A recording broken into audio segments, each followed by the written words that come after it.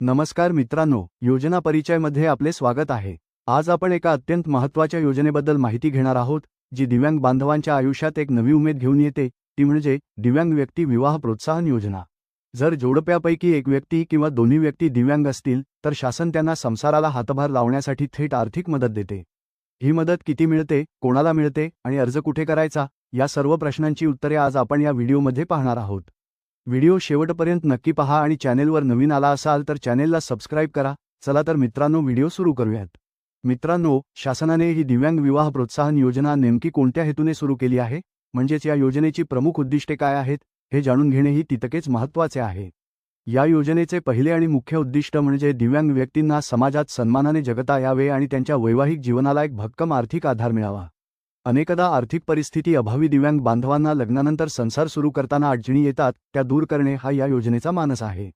दुसरे म्हणजे दिव्यांग आणि अवयंग व्यक्तींमधील विवाहास प्रोत्साहन देऊन समाजात असलेली सामाजिक दरी कमी करणे आणि दिव्यांग व्यक्तींचा सामाजिक स्वीकार वाढवणे हे आहे। तसेच या योजनेच्या माध्यमातून मिळणारी मोठी रक्कम 5 वर्षांच्या मुदत ठेवीत ठेवली जाते, ज्याचे मुख्य उद्दिष्ट दिव्यांग जोडप्याच्या भविष्यातील आर्थिक गरजांची सुरक्षितता सुनिश्चित करणे हे आहे। थोडक्यात सांगायचे तर दिव्यांगांचे सक्षमीकरण करणे आणि त्यांना मुख्य प्रवाहात आणणे हेच या योजनेचे खरे ध्येय आहे। मित्रांनो, या योजनेअंतर्गत मिळणाऱ्या लाभाचे स्वरूप आता राज्य सरकारने अत्यंत व्यापक केले असून ते 2 मुख्य श्रेणींमध्ये विभागले आहे। पहिली श्रेणी म्हणजे दिव्यांग विवाह। जर विवाह करणारे वधू आणि वर हे दोन्ही जोडीदार दिव्यांग असतील, तर अशा जोडप्याला शासनाकडून एकूण 2,50,000 रुपयांचे मोठे अर्थसहाय्य दिले जाते। यामधील एक महत्त्वाची अट अशी की एकूण रकमेपैकी 50% रक्कम म्हणजेच 1,25,000 रुपये हे पती पत्नीच्या संयुक्त नावाने 5 वर्षांसाठी मुदत ठेवीत ठेवले जातात, जेणेकरून त्यांच्या भविष्याला सुरक्षितता मिळेल। दुसरी श्रेणी म्हणजे दिव्यांग अवयंग विवाह। यामध्ये जर जोडीदारांपैकी एक व्यक्ती दिव्यांग असेल आणि दुसरी व्यक्ती अपंग नसेल, तर अशा जोडप्याला 1,50,000 रुपयांचा लाभ दिला जातो। या श्रेणीतही 50% रक्कम म्हणजेच 75,000 रुपये हे 5 वर्षांसाठी मुदत ठेवीच्या स्वरूपात सुरक्षित ठेवले जातात। या दोन्ही प्रकारच्या लाभांमुळे दिव्यांग बांधवांना आपला नवीन संसार थाटताना मोठा आर्थिक आधार मिळत आहे। मित्रांनो, या योजनेचा लाभ घेण्यासाठी शासनाने काही अत्यंत महत्त्वाचे आणि सोपे निकष निश्चित केले आहेत, जे समजून घेणे तुमच्यासाठी गरजेचे आहे। सर्वात पहिली अट म्हणजे दिव्यांगत्वाची टक्केवारी। लाभ घेणाऱ्या व्यक्तीचे दिव्यांगत्व किमान 40% किंवा त्यापेक्षा जास्त असणे बंधनकारक असून तसे अधिकृत प्रमाणपत्र असणे आवश्यक आहे। दुसरी महत्त्वाची बाब म्हणजे उत्पन्न मर्यादा। राज्य सरकारने या योजनेसाठी कोणतीही उत्पन्नाची अट ठेवलेली नाही, म्हणजेच कोणत्याही उत्पन्न गटातील दिव्यांग व्यक्ती या योजनेसाठी पात्र ठरू शकते। वयोमर्यादेबाबत बोलायचे झाले तर शासनाच्या नियमानुसार विवाहाच्या वेळी वराचे वय 21 वर्षांपेक्षा जास्त आणि वधूचे वय 18 वर्षांपेक्षा जास्त असणे अनिवार्य आहे। तसेच सर्वात महत्त्वाचा नियम म्हणजे अर्जाची मुदत। हा लाभ मिळवण्यासाठी तुमचा विवाह झाल्याच्या दिनांकापासून 1 वर्षाच्या आत अर्ज सादर करणे बंधनकारक आहे।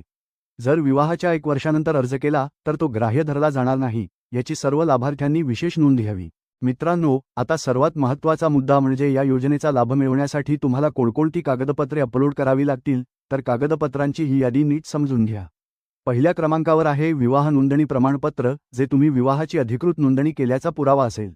त्यानंतर तुमच्याकडे दिव्यांगत्व प्रमाणपत्र किंवा UDID कार्ड असणे आवश्यक आहे, ज्यावर तुमचे किमान 40% दिव्यांगत्व नमूद असावे। तिसरे महत्त्वाचे कागदपत्र म्हणजे अधिवास प्रमाणपत्र, जे तुम्ही महाराष्ट्राचे रहिवासी असल्याचे सिद्ध करते।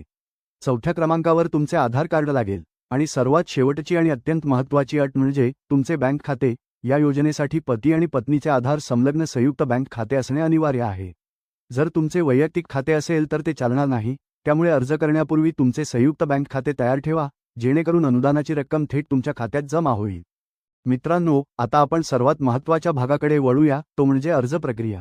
या योजनेचा लाभ घेण्यासाठी तुम्ही 2 प्रकारे अर्ज करू शकता। पहिला मार्ग म्हणजे ऑफलाईन पद्धत। यासाठी तुम्हाला तुमच्या जिल्ह्यातील जिल्हा समाज कल्याण अधिकारी कार्यालय किंवा जिल्हा परिषदेच्या समाज कल्याण विभागात जावे लागेल।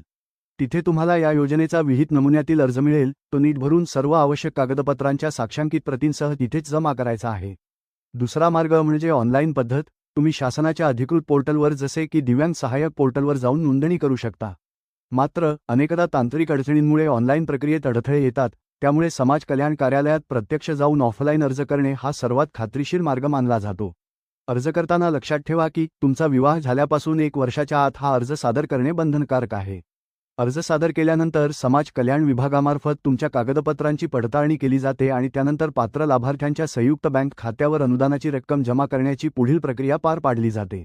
तर मित्रांनो, दिव्यांग विवाह प्रोत्साहन योजनेबद्दलची ही अत्यंत महत्त्वाची आणि सविस्तर माहिती तुम्हाला कशी वाटली हे आम्हाला कमेंट बॉक्समध्ये नक्की सांगा.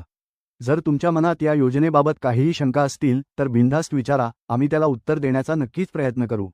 हा व्हिडिओ तुमच्या परिचयातील दिव्यांग बांधवांपर्यंत, विविध सामाजिक संस्थांपर्यंत आणि गरजू जोडप्यांपर्यंत आवर्जून शेअर करा, कारण तुमची एक शेअर केलेली लिंक कोणाचे तरी आयुष्य बदलू शकते. अशाच नवनवीन सरकारी योजना, GR आणि महत्त्वाच्या अपडेट्ससाठी आपल्या योजना परिचय चॅनेलला सबस्क्राईब करायला विसरू नका आणि बेल आयकॉन नक्की दाबा. पुन्हा भेटूया अशाच एका नवीन आणि माहितीपूर्ण व्हिडिओमध्ये. धन्यवाद.